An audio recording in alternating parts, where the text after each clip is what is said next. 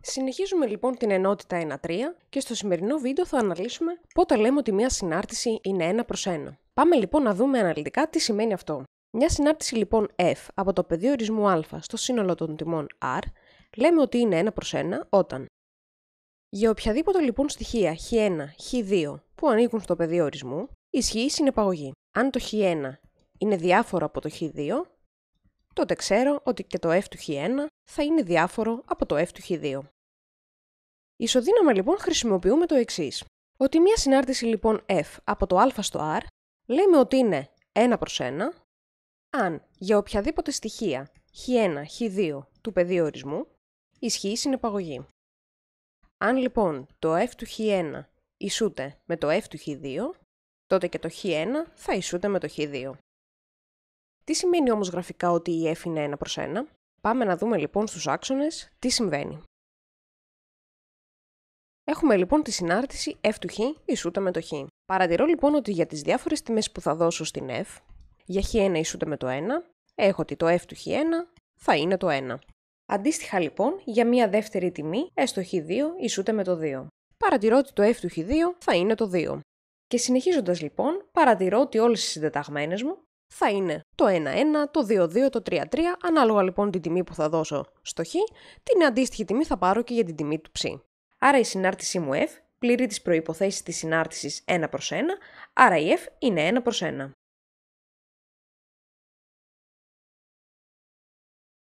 Στη δεύτερη περίπτωση λοιπόν έχουμε τη συνάρτηση f του χ, χ τετράγωνο. Για τις διάφορες τιμές λοιπόν που θα δώσω εγώ στη συνάρτησή μου f, παρατηρώ λοιπόν ότι για χ1 ισούται με το 1, το f του χ1 θα είναι 1, για χ2 ισούται με 2, το f του χ2 ισούται με το 4 και συνεχίζουμε κανονικά, όμως τι συμβαίνει για τις τιμές -1 και -2? Παρατηρώ λοιπόν ότι για την τιμή -1 παίρνω και πάλι την τιμή 1, ενώ για την τιμή -2 παρατηρώ ότι και πάλι θα έχω την τιμή 4.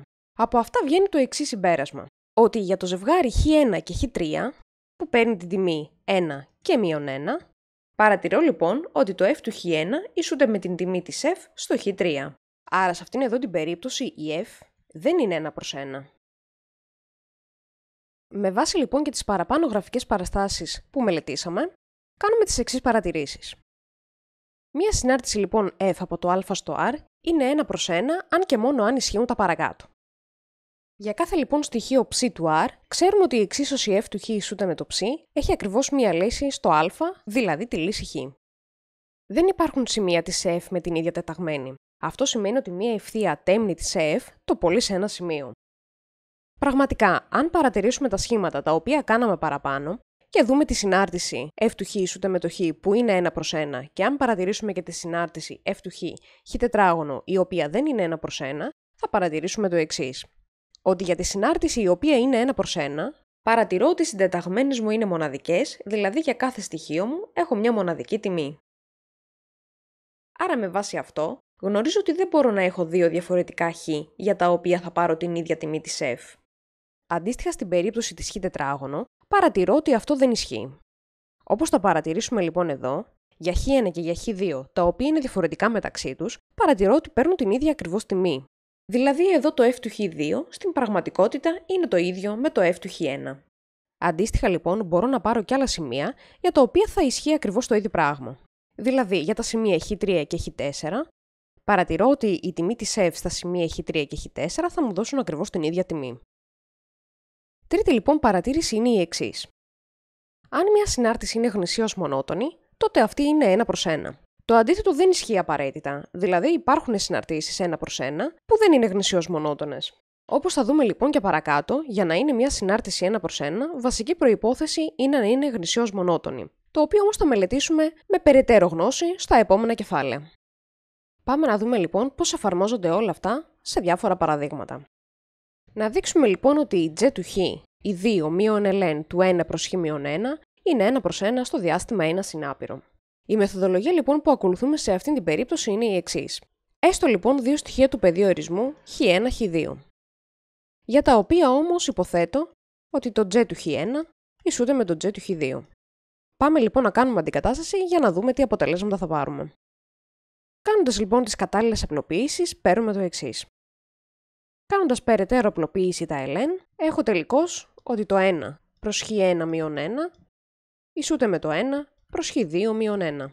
Αντιστρέφουμε τα κλάσματα και έχουμε ότι το χ1 μείον 1 ισούται με το χ2 μείον 1, άρα τελικώς ότι το χ1 ισούται με το χ2. Άρα λέμε ότι η J είναι 1 προς 1. Δεύτερο παράδειγμα και δίνεται η f του χ 1 μείον απόλυτο του χ συν 3. Η συγκεκριμένη λοιπόν άσκηση μας ζητάει να δείξουμε ότι η f δεν είναι 1 προς 1. Πάμε λοιπόν να δούμε πώς αντιμετωπίζουμε τη συγκεκριμένη περίπτωση. Το πεδίο ορισμού λοιπόν της f γνωρίζουμε ότι είναι όλο το R. Αντί να χρησιμοποιήσουμε τη θεωρία και τον ορισμό όπως ακριβώς κάναμε και παραπάνω, σε αυτήν την περίπτωση μπορούμε να πούμε το εξής. Έστω λοιπόν δύο τιμές στο πεδίο ορισμού της f, δηλαδή το R, για τις οποίες υποθέτω ότι το χ1 είναι διάφορο από το χ2. Έστω λοιπόν ότι αυτές οι τιμές είναι το 0 και το μείον 6. Πάμε λοιπόν να βρούμε ποια είναι η τιμή της f στα σημεία αυτά. Άρα λοιπόν το f του μηδενός βλέπω ότι μου δίνει την τιμή μείον 2. Πάμε να βρούμε και τι συμβαίνει στο σημείο μείον 6. Παρατηρώ λοιπόν ότι το f του μείον 6 θα μου δώσει και αυτό την τιμή μείον 2. Άρα τελικώς παρατηρώ το εξής. Ότι για χ1 και για χ2, τα οποία ήταν διαφορετικά μεταξύ τους, βρήκα τελικά ότι το f του χ1 ισούται με το f του χ2. Αυτό όμως έρχεται σε αντίθεση με τον ορισμό της συνάρτησης 1 προς 1, άρα βλέπω ότι η f δεν είναι 1 προς 1. Δίνεται λοιπόν μια συνάρτηση f από το R στο R με τύπο f του f του χ συν f τρίτης του χ να ισούται με το 2 χ συν 3. Να δείξουμε λοιπόν στο πρώτο ερώτημα ότι η f είναι 1 προς 1 και στο δεύτερο ερώτημα να λύσουμε την εξίσωση που μας δίνεται. Παρατηρώ λοιπόν ότι ο τύπος της f δεν μας δίνεται με τον κλασικό τρόπο που έχουμε συνηθίσει. Υπάρχουν μέσα διάφορες πράξεις της f, όπου ο πρώτος όρος είναι η σύνθεση συναρτήσεων, η f με την f. Και ο δεύτερος όρος, στην πραγματικότητα, είναι η f υψωμένη σε μία δύναμη. Τι κάνουμε λοιπόν σε αυτή την περίπτωση? Ακολουθούμε ακριβώς την ίδια διαδικασία που περιγράψαμε και στο παράδειγμα 1. Πάμε λοιπόν να δούμε το πρώτο ερώτημα. Έστω λοιπόν για δύο στοιχεία του πεδίου ορισμού χ1-χ2, τα οποία υποθέτω ότι το f του χ1 ισούται με το f του χ2. Εδώ όμως δεν έχω να αντικαταστήσω κάποια f, οπότε αυτό που θα κάνω είναι το εξής. Πάμε λοιπόν και βάζουμε κατά μέλη τη συνάρτηση f. Και στην πραγματικότητα δημιουργώ μία σύνθεση συναρτήσεων. Άρα f του f του χ1 ισούται με το f του f του χ2. Και ονομάζω τη σχέση αυτή 1. Πάμε λοιπόν με την ίδια ισότητα που υποθέσαμε, δηλαδή το f του χ1 να ισούται με το f του χ2, και σε αυτή την περίπτωση υψώνουμε στην τρίτη δύναμη. Άρα f τρίτης του χ1 θα ισούται με το f εις την τρίτη του χ2 και την ονομάζω σχέση 2. Παρατηρώ λοιπόν τις δύο σχέσεις και καταλήγω στο συμπέρασμα ότι μπορώ να τις προσθέσω. Πάμε λοιπόν στην 1 και στη 2 και τις προσθέτουμε κατά μέλη. Και έχουμε το εξής αποτέλεσμα. Έχουμε λοιπόν δημιουργήσει τη σχέση που μας δόθηκε στην αρχή της άσκησης. Κάνοντας λοιπόν αντικατάσταση στη συγκεκριμένη ισότητα, παρατηρώ ότι το πρώτο μέλος στην πραγματικότητα θα μου δώσει το 2χ1 συν 3 και το δεύτερο μέλος θα μου δώσει το 2χ2 συν 3. Καταλήγουμε λοιπόν ότι το χ1 ισούται με το χ2. Άρα αποδείξαμε αυτό που θέλαμε. Ότι η f λοιπόν είναι μια συνάρτηση 1 προς 1. Πάμε λοιπόν στο δεύτερο ερώτημα. Μας ζητάει λοιπόν να λυθεί η εξής εξίσωση.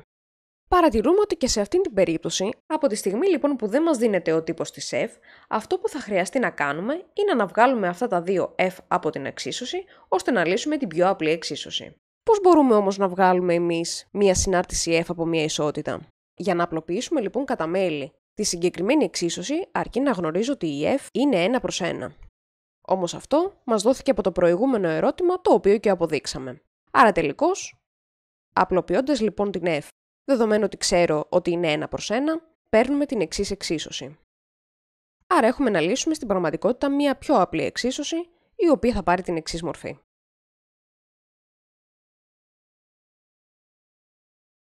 Τελικώς λοιπόν, η λύση της συγκεκριμένης εξίσωσης θα είναι η τρίτη ρίζα του 2.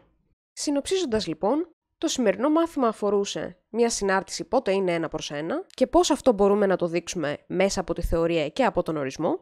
Προχωράμε λοιπόν στη συνέχεια του επόμενου βίντεο στην αντίστροφη συνάρτηση.